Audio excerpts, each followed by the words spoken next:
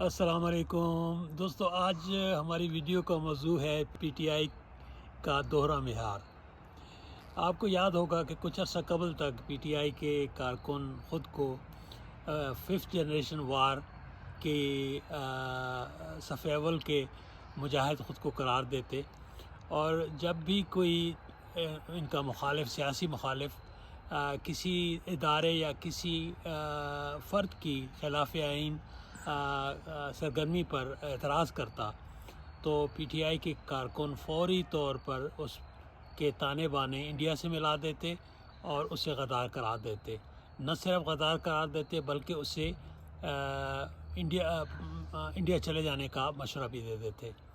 آج صورتحال بدل چکی ہے۔ آج پی ٹی آئی کے وہی کارکن وہی حرکتیں کر رہے ہیں جن پر لوگوں کو غداری کے فتوے دیتے تھے، اور نہ تو انہیں ان حرکتوں پہ شرمساری ہے، نہ ان کو اپنے پرانے غداری کے فتوے یاد ہیں کہ کس کی بنیاد پہ کل بھی وہ اپنے فتووں پہ فخر کرتے تھے اور آج بھی اپنے فتووں پہ فخر کرتے ہیں۔ تھوڑا سا یاد کریں، جب حامد میر کو گولی لگی، جب ابصار عالم کو گولی لگی، جب سلیم شہزاد کو مار دیا گیا، کئی نامور صحافی ایسے ہیں جو آپ کو بھی معلوم ہیں کہ جنہیں ملازمتوں سے ہاتھ دھونا پڑے یا ان کو چینلوں سے برطرف کرا دیا گیا۔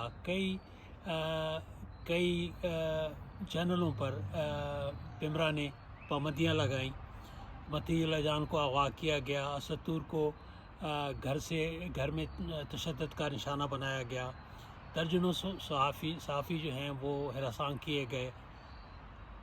اس وقت پی ٹی آئی کے کارکنوں کا رویہ کیا تھا؟ وہ یا تو خاموش ہو جاتے ایسے واقعات پہ، یا ایسے واقعات پہ تنزیہ پوسٹیں کرتے اور ان سے معزوز ہوتے۔ اور اس وقت نہ ان کو آئین کا خیال تھا، نہ آئینی حقوق کا خیال تھا، نہ انسانی حقوق کا خیال تھا۔ یہ سب باتیں آج انہیں یاد آ رہی ہیں۔ پھر جب احسن اقبال کو گولی لگی تو اسے مکافات عمل کہا گیا۔ جب جاوید لطیف پر قاتلانہ حملہ ہوا تو اس وقت انہی سیاسی کارکنوں نے بھنگڑے ڈالے۔ مسلم لیگ اور قائدین کو ایسے الزامات پر سالوں جیل میں بند رکھا گیا جن کے کوئی شواہد ہی موجود نہ تھے۔ کئی اعلیٰ تعلیم یافتہ لوگ جیلوں میں مردہ حالت میں پائے گئے، اور مردہ حالت میں بھی ان کے بدن جو ہے زنجیروں سے جکڑے ہوئے تھے۔ اس وقت کوئی آئین کی بات کرتا تو یہ سیاسی کارکن عمران خان کے اس بیان والی پوسٹیں لگا دیتے کہ میں انہیں رلاؤں گا۔ اس وقت نیب نے جتنی بھی کارروائیاں کی، غیر آئینی غیر قانونی کارروائیاں کی، ان کا کریڈٹ بھی یہی لوگ لیتے رہے، کہتے رہے کہ یہ عمران خان کے اس بیانیہ کے مطابق ہو رہا ہے کہ میں انہیں رلاؤں گا۔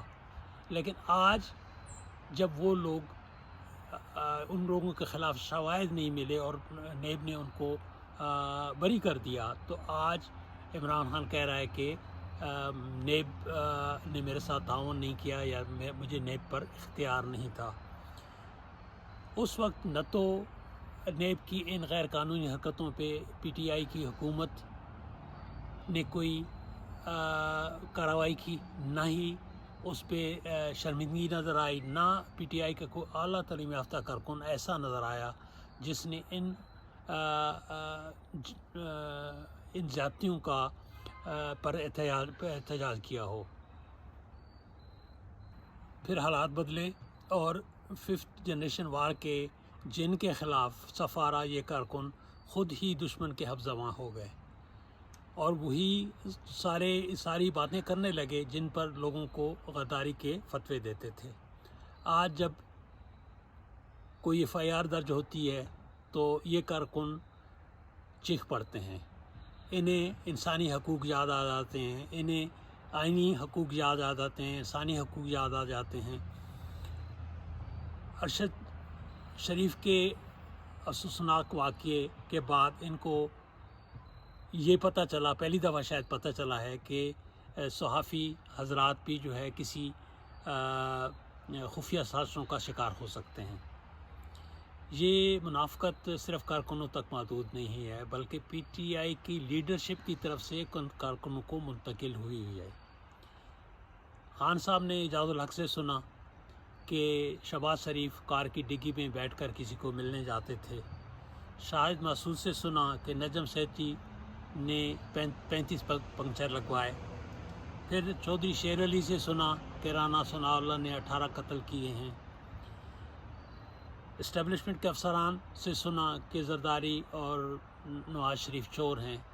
یہ سارے بیانیے بلا تردد عمران خان صاحب نے سچ تسلیم کر لیے، کیونکہ ان سب بیانیوں سے ان کو ذاتی فائدہ تھا۔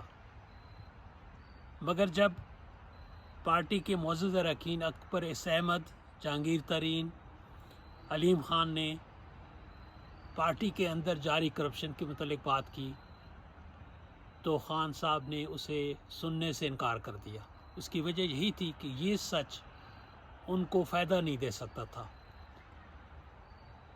جب جنرل عاصم منیر نے عثمان بزدار اور پنکی پیرنی کی جاری کرپشن کے متعلق بات کی تو بجائے کہ کوئی کارروائی کرتے، انہوں نے جنرل عاصم منیر کو ہی اپنے عہدے سے ہٹوا کر دم لیا، کیونکہ یہ جنرل عاصم منیر کا سچ بھی ان کو ذاتی فائدہ نہیں دے سکتا تھا بلکہ ان کے ذاتی مفاد کے آڑے آ رہا تھا۔